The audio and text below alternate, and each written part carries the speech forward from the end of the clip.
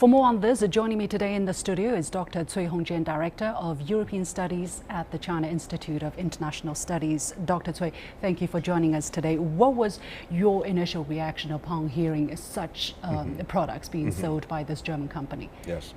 So I think that most of Chinese people, their first response to this event would be unfair and also maybe a little bit angry about it. But it should not be my case, because as a research fellow who keep a very close observation and public opinion in Europe, especially in Germany, I felt, my initial felt is it happened again. Because as we know, recent years, and some like, events some like this happened frequently in Europe, in Germany. And also, of course, once again, it is on the very, very massive logic. If we look at how it is purpose of these products, you want to maybe promote this kind of, how to say, slogan that you should protect wild animal.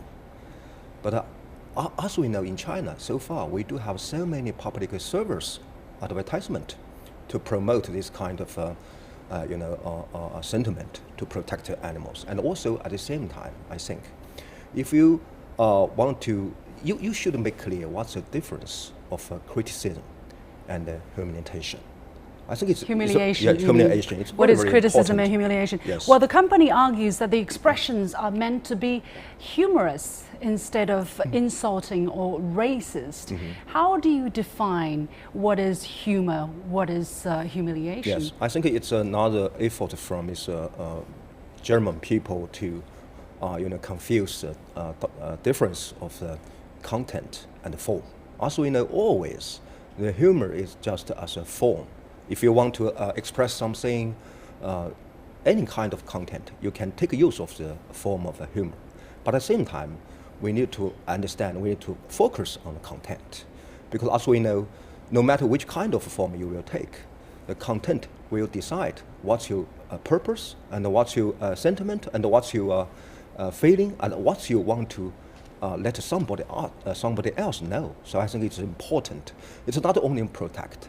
It's a token of a kind of sentiment and even maybe unfair, sentiment. So that would be harmful for somebody else. In the company's website, it says that it has responsibility towards its fellow humans. It says that T-shirts are media to express opinion, and we are proud to provide a platform for different opinion. But there are laws which a company has to follow. Forbidden motives include pornography, violence, discrimination, or insults on the grounds of ethnicity, gender, or religion. This, the company says, they don't want, and they are prohibited to print. On top of that, the company also says they have their own ethical principles. For example, they don't print any motives showing despise or hate for the feeling of other people in a manner that is not acceptable for them. However, in a press release, which I mentioned at the beginning of the story, the CEO said that they do not judge or censor designs based on their phrasing, social, or political leanings.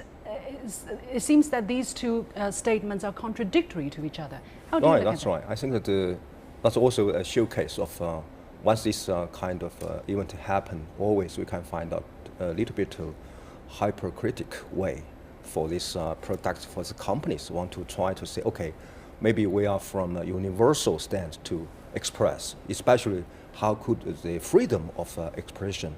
But we need to make clear that you should keep the, make it clear of the difference of freedom of expressing and, how to keep the liberty of somebody else. I think it's a very, very serious red line for any kind of products, any kind of slogan, anything. So I think now the question for this company is maybe it want to promote a kind of products and to take use of some maybe stimulating content. But at the same time, controversial content, provoking maybe. Yes, that's a very, very, maybe from his perspective, it's a very successful promotion. But at the same time, the price is you hate the feeling from somebody else. You hurt the feeling of a lot of Chinese Yes. people. Where is the line between hurting the feeling of somebody and respecting the law on the freedom or holding your ground on the freedom of expression? I think this is really the key to the question, right? A lot of people saying, well, I might have hurt your feeling, but I didn't break any law, so I'm allowed to do that. Where do we draw the line in terms of policies, laws and regulations? What are there in Europe on that? Yeah, I think that, yes, indeed. I think that now maybe for Chinese people or Chinese community in Germany, they can take use of the law as an instrument to fight against or fight back of this, unhappy event. I think, firstly, if we look at this difference between this slogan from this company and what happened now, especially the content of the T-shirt, we can find some maybe a cheating, criminal for this company, because you didn't insist what you promise to the public. In terms of social responsibility, at the same time, yes. If we look at this content of the T-shirt, it shows a discrimination, because as we know, maybe in Germany, if it happened on Jews, it will not happen because it's a very, very strong political correctness. And there are also laws which prohibit any and also statement, even now, if you have some bad words on Muslim people in Germany, it's also wrong, because as I know, this company used to refuse the requirement from PGDA. As we know, the organization in Germany who promote a kind of anti-Muslim in Germany. This company used to reject the requirement from this organization to have some content of anti-Muslim people. So I think that it gives us a case that we can take use of the political and law as an instrument to fight against racism. Yes, I believe some people are doing that, and I think it's a good thing. On the other hand, whether or not they win this case is not important. It is important that they make their voices heard, because often their voices are too weak. On the other hand, that leads me to my question: why are the Chinese people seen so negatively in the eyes of Europeans in this case, that we are eating everything, which is not true? But in many countries, people have this kind of stereotypical view of the Chinese people, which is very wrong. Yes, as we know, it's just a showcase of maybe a perception from European people, or especially German people, on China.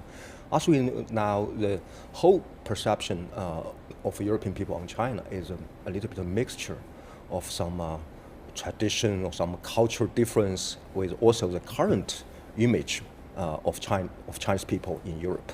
As we know, certainly, it shows also a centralism of Europe, because as we know, always European people or some public, especially media, they want to make a kind of so-called universal standard or regulation on China or some other, but at the same time, they ignore intentionally or unintentionally the difference of culture. So I think that's a very, very big question now, and of course now. I think a conflicting perception of Chinese, European people on China is, on the one hand, China is different from Europe, the political system, cultural history. On the other hand, now China has more and more engagement with Europe, not only in the economic trade relations, and also more and more, people-to-people contact. So a kind of maybe love and hate relationship a little bit. What have the media, the reporter, the journalists in Europe been doing? Have they been reinforcing this kind of misperception?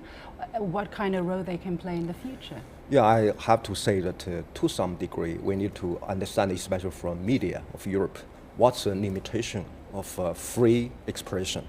How could you take care of the maybe turbo from other culture, from other countries, from other nations? Also at the same time, now European countries, European people, they are talking about how about the post-truth situation, post-truth phenomena. I think in the last years, especially when those European media touch the issue of China or some other, Western or European country or culture, they should take more of the responsibility to have this misunderstanding and so far post-truth situation. So I think the media in Europe need to have some more time to review the responsibility, how to keep very fair and a very healthy environment for more and more exchange between countries and cultures.